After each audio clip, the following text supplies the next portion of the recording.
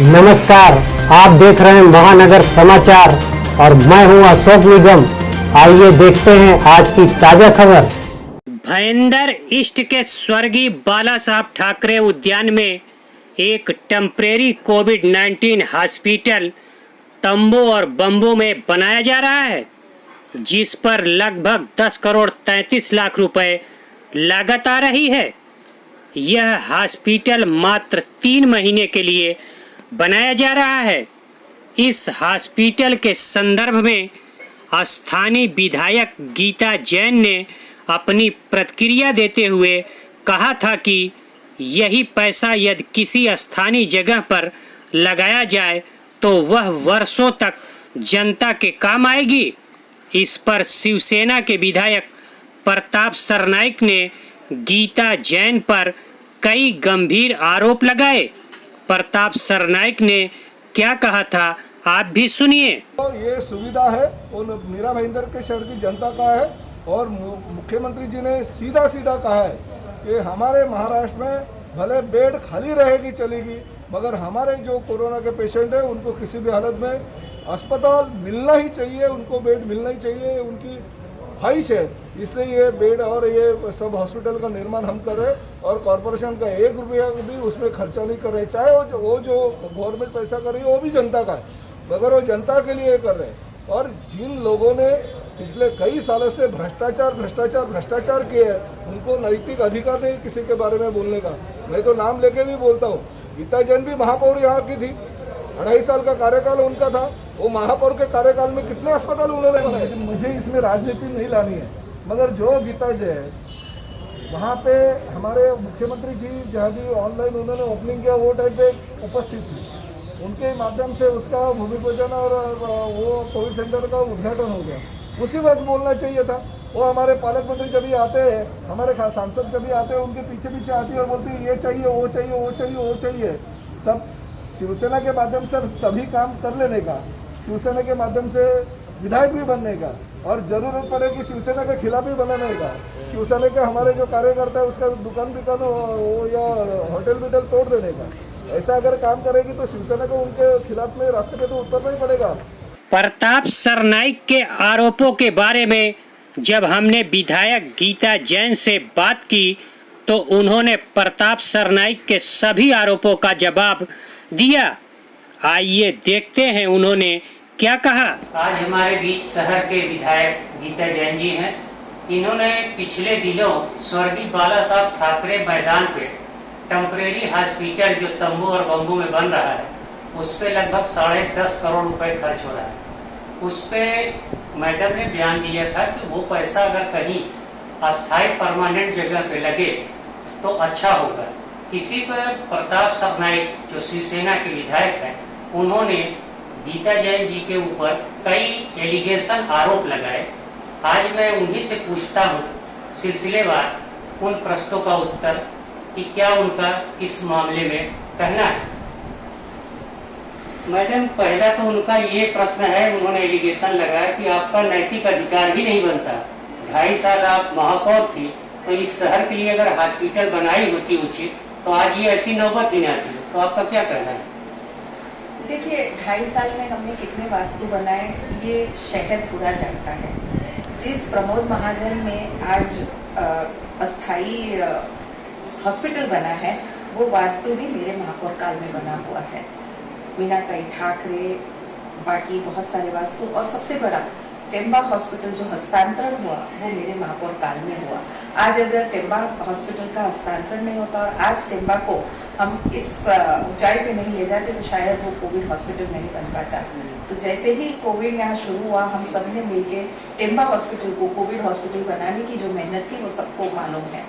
तो मुझे ये बार बार बताने की जरूरत नहीं है कि मैंने क्या किया। पूरा शहर जानता है कि एज अ महापौर मैंने क्या किया, क्योंकि उसी की पोत चिट्ठी जो बोलते हैं उसी का मुझे एक प्रमाण पत्र मुझे आमदार बना के लोगों ने दिया है। दूसरा, प्रताप सरनाईक की ये कहना है कि जब ऑनलाइन मुख्यमंत्री उसका भूमि पूजन कर रहे थे तब आपने क्यों नहीं विरोध किया? देखिए, मैंने पहले भी कहा था, आज भी कहती हूँ, समय समय की मांग बदलती रहती है। आज जब हम 1-2 हफ्ते से ये देख रहे हैं कि हमारे पास करीब करीब 1500 बेड्स खाली पड़े रह रहे हैं, हमारा क्वारंटाइन का पूरा एक विंग यानी 550 रूम्स खाली पड़े हैं, तब होम क्वारंटाइन की व्यवस्था नहीं थी या अलाउ नहीं था। आज होम क्वारंटाइन की व्यवस्था है। बहुत सारी सोसाइटियों ने अपने अपने रेफ्यूज एरिया या उनके पास जो भी जगह खाली है उसमें कोविड सेंटर और क्वारंटाइन सेंटर बनाए हैं। तो कहीं ना कहीं हमारी जरूरत थोड़ी सी कम हो गई है उस मैदान में अस्थाई जो हॉस्पिटल बन रहा है उसकी।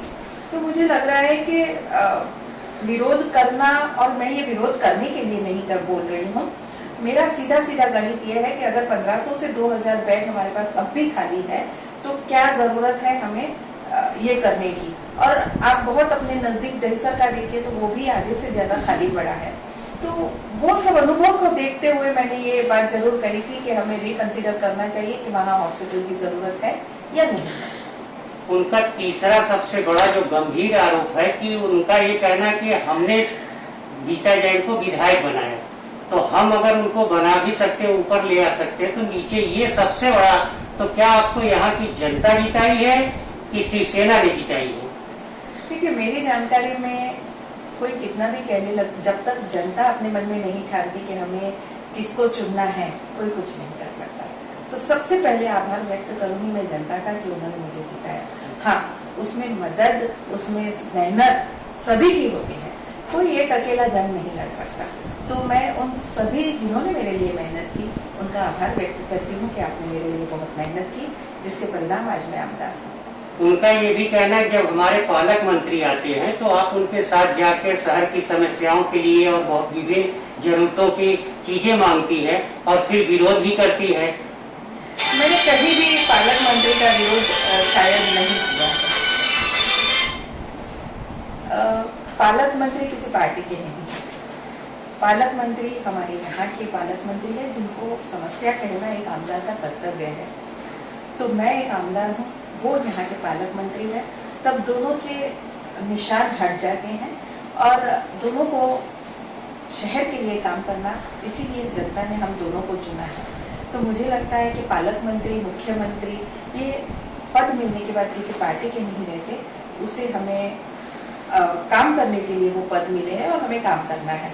तो हमारे पालक मंत्री का मतलब मैं समझी हमारे शहर के पालक मंत्री, पर उनका शायद मतलब ये है कि शिवसेना के पालक मंत्री नहीं, वो हमारे शहर के पालक मंत्री है और हर एक को उनके पास जाने का हक है। एक उनका और आरोप है कि आप उनके पार्टी के नगर सेवक का होटल तोड़वाती हैं और उनका कहना है कि जिनके घर शीशे के हो वो दूसरे के घर पे पत्थर नहीं फैलते। इस पे आपका क्या कहना है? देखिए, क्या तोड़ना, क्या रहना, क्या अनाधिकृत है, क्या अधिकृत है, ये देखना आमदारों का काम नहीं होता। ये कॉर्पोरेशन लेवल का काम है जिसमें मैं इंटरफेयर नहीं करती। उनके जो भी उनकी समझ में आया या उन्होंने जो भी तहकीकात की उसके बाद क्या टूटा मैंने तो वो भी नहीं पूछा।